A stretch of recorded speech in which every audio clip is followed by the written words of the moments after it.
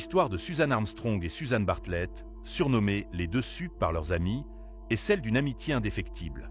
En 1977, ces deux jeunes femmes ont emménagé dans une maison de la rue Isay, à Melbourne, en quête d'une vie paisible. Mais derrière ces murs s'est déroulé l'un des crimes les plus troublants de l'histoire de la ville. Nous sommes le 10 janvier 1977 et l'été australien bat son plein. Ce soir-là, Suzanne et Suzanne reçoivent Martin, le frère de Suzanne, pour une soirée tranquille. Les trois amis regardent la télévision et profitent de l'air de cette chaude nuit d'été. À 21h, Martin quitte les lieux, laissant les deux femmes seules. Mais personne ne se doutait qu'en fermant cette porte, il laissait derrière lui la scène d'un crime encore irrésolu.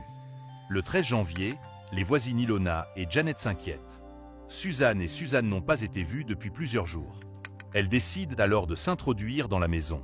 Ce qu'elles découvrent dépasse l'entendement. Suzanne et Suzanne gisent sans vie, victimes d'une agression brutale. Les enquêteurs découvrent plusieurs éléments troublants. Une empreinte de pas, des indices suggérant que le meurtrier s'est lavé dans la salle de bain et un mystère encore non résolu sur l'arme du crime. L'absence de mobile et les témoignages contradictoires plongent les enquêteurs dans le doute.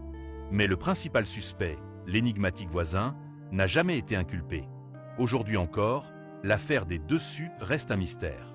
Une récompense d'1 million de dollars est offerte pour toute information permettant de résoudre ce crime odieux. Mais malgré les années, la rue Isay porte encore les stigmates de cette tragédie, marquant à jamais les esprits de tous ceux qui l'ont connue. Si cette histoire vous a captivé, n'hésitez pas à vous abonner pour découvrir d'autres dossiers tout aussi troublants et à laisser votre avis en commentaire. Chaque like et partage nous aide à faire connaître ces histoires et à garder la mémoire de ces victimes vivantes.